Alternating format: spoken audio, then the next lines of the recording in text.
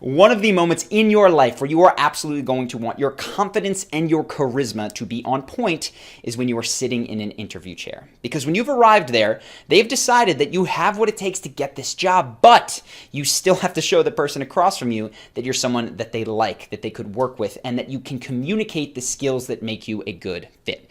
Which is why in this video, I want to show you exactly how to prep for and crush any interview. And that includes answering specific questions like, tell me about yourself, what's your greatest weakness, and tell me about a time when fill in the blank. So we're going to jump right into it. I got a lot to say. The first piece is on mindsets. The number one thing that screws people up when they get in interviews, besides having not prepped and you're here, so congratulations for that, is that they just get tongue-tied. Their confidence is gone because they're putting so much pressure on the situation. And in order to alleviate this, what I recommend you do and that they do is to zoom out.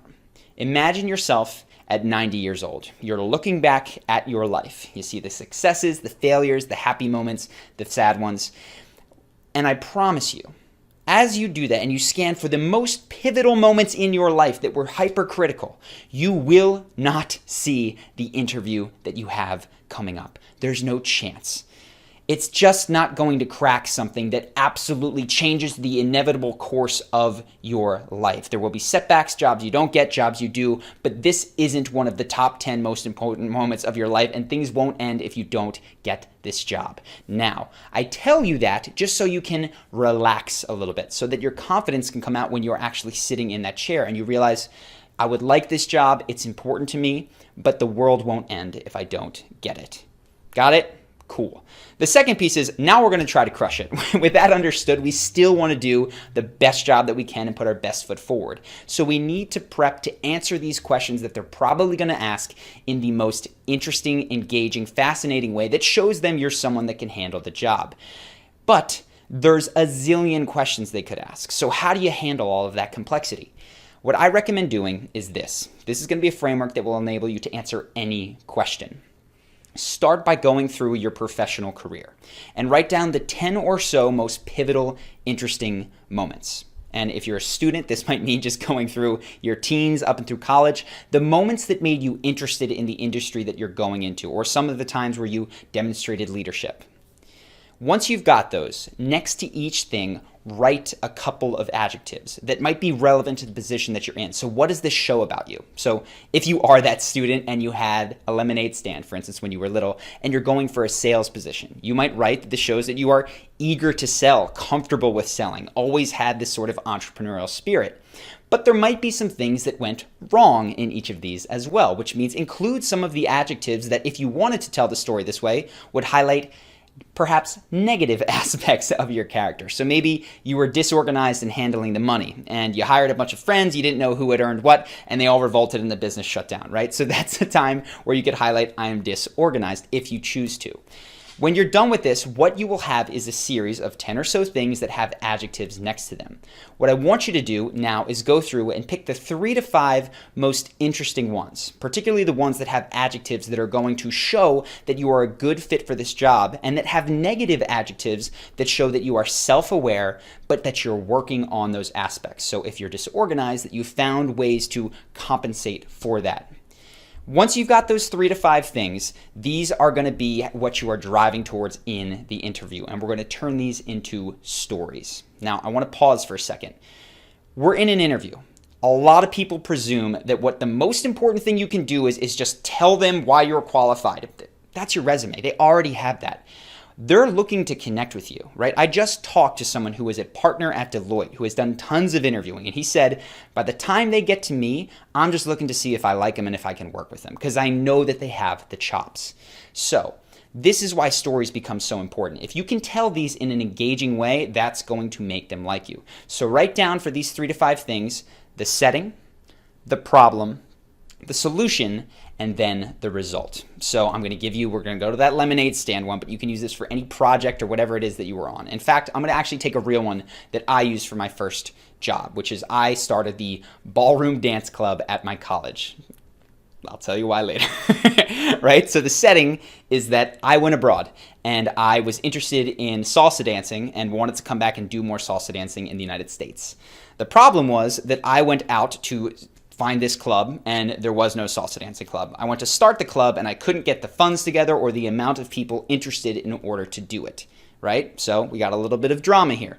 The solution is that while I was researching this and sitting in on meetings or how to start clubs, I heard that there was another student that was interested in ballroom dancing, that had more students interested in it, and that had a little bit more funding. So I was able to partner up with him.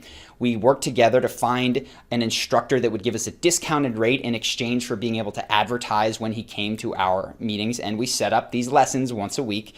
And the result was that we had, 30 to 50 students come out for ballroom dancing, where they learned all these different things. This instructor did very well, and it was a fun time, right? That's it. You're doing this for every single story. What this enables you to do is to, for the question, here we are, tell me about yourself.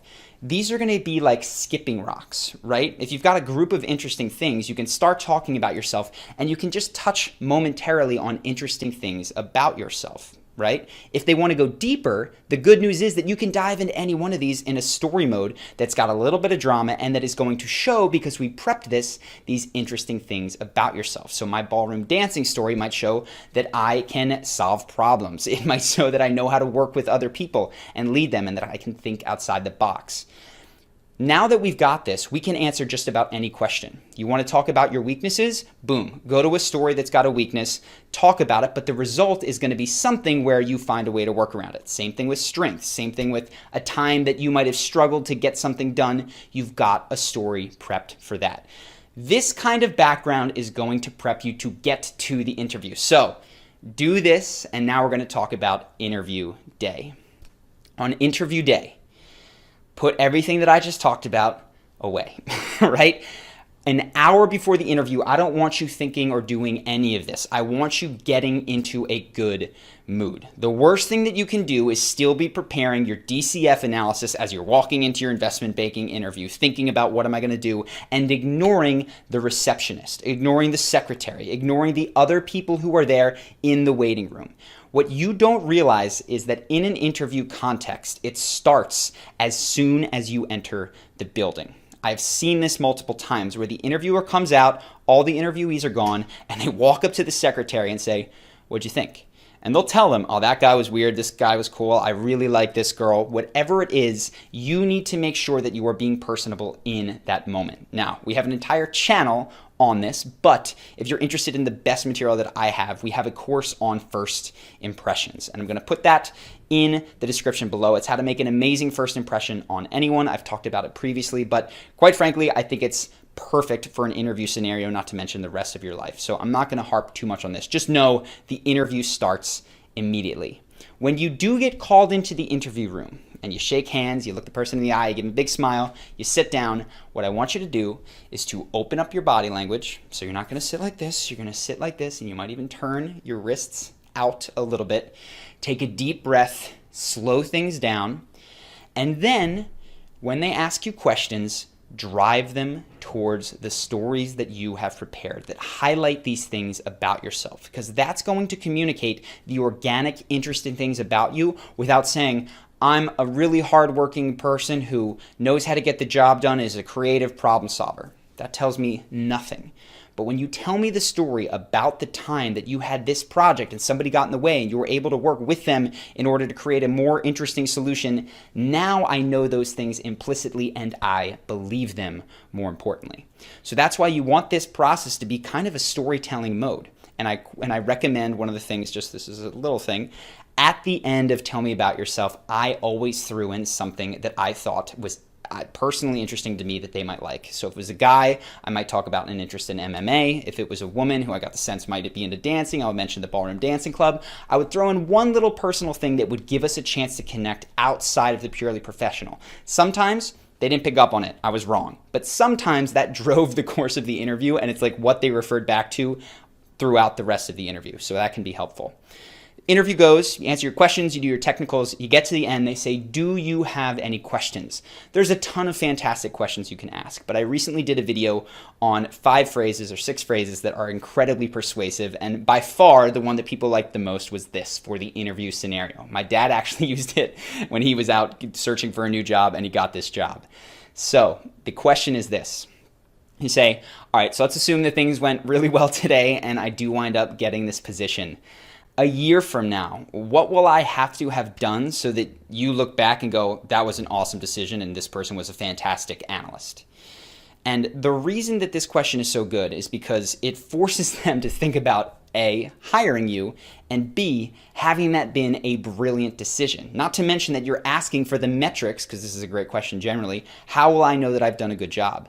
So they have to sit there and think about you doing a great job in this position, them thinking about it a year from now, and most employers love this question and it makes them like you a ton. Generally speaking, any question that you are genuinely interested in that gets them associating you with positive feelings is going to work fantastically here. This is just one. So that is it. I highly, highly recommend, if you are still wanting more, that you check out our course on making an amazing first impression. I believe it is truly fantastic for life.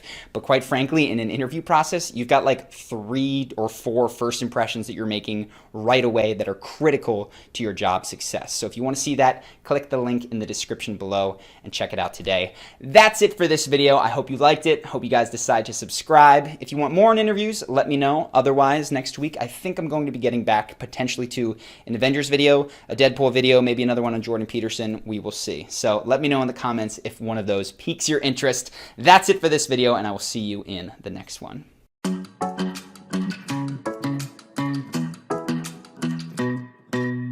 Hey, pretty baby, am I in your way? 'Cause you walked out so fast yesterday.